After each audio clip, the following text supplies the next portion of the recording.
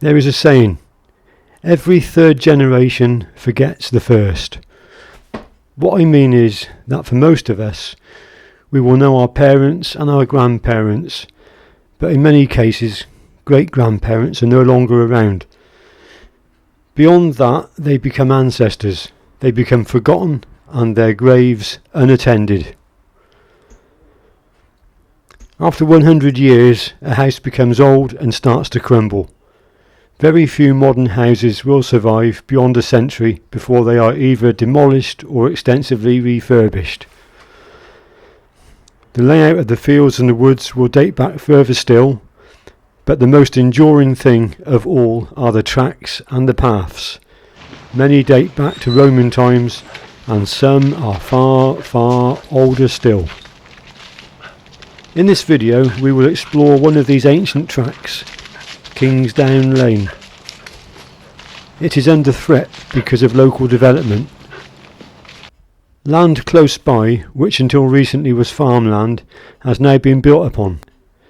The landowner, Eric, sadly passed away recently, and it was his wishes that the land would not be developed, but sadly his wishes were not followed. In this sector, known as Kingsdown, there are plans to build 1,600 houses, together with infrastructure, roads, schools, shopping facilities, etc. This is going to put unbelievable pressure on an ever-diminishing natural resource like Kingsdown Lane and the woods and fields adjacent to it.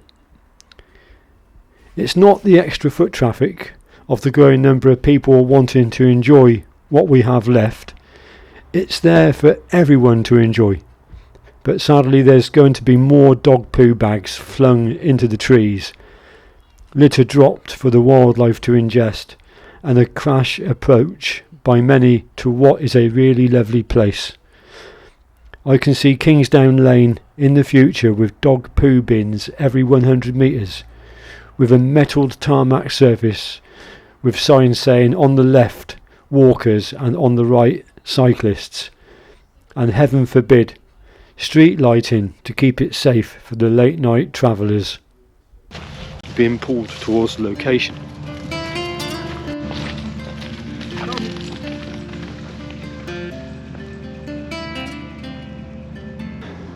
Well, this is Kingsdown Lane. I think it's a beautiful lane actually, undisturbed. I often think about this lane. I look along this lane and I think I see a track here which has possibly been unchanged for a century, possibly even 200 or 300 years. Maybe even you could go back to perhaps even the Stone Age and there were tracks exactly like this, or pretty similar. You know, it's a real link to the past. It's just along here where my beautiful composition is, just 100 yards up this lane.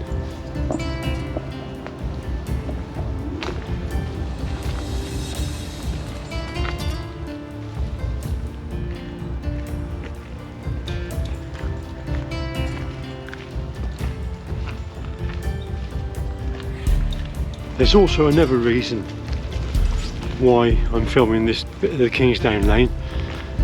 Back down that way there's a person with a theodolite doing a survey, and I wonder if the council in their infinite wisdom are going to do an inverted commas improvement on this lane and tarmac it or concrete it or something.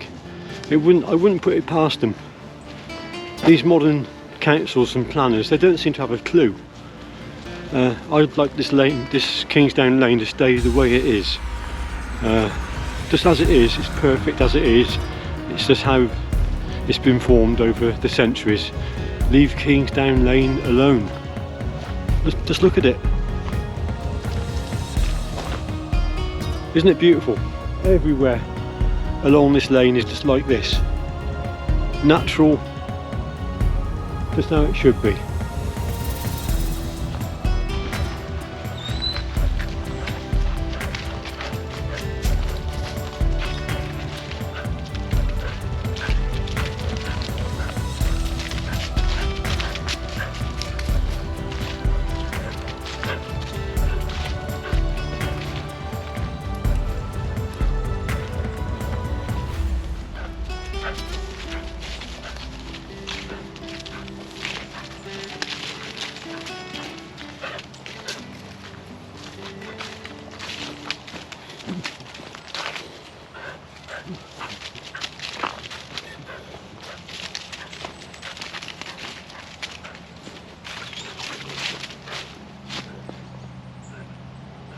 Well, I've now got to the part of the lane where I want to take my picture, and what's caught my eye about this is just the way that ash tree just comes across the actual lane there. It makes it a nice frame. Makes a nice frame, and then you've got the leading line of the path going onwards. So I'm going to get my camera out and see what I can do. Wait. Right, Zita, you're going to be tied to my belt.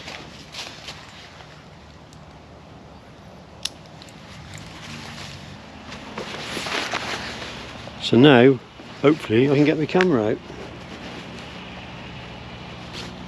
GoPro in one hand, SLR in the other. When I do take my pictures, what I tend to do to expose them, I use the histogram. So I put it into live view, look at the histogram. I never really trust the actual automatic exposure through the viewfinder. I've always had problems getting it spot on where I want it. So I use the histogram, and for those of you you know what histogram is, I expose to the right, so you'll understand that. The others, go and check out Gary Goff's video on how to understand histograms. He's brilliant. Let's get that picture.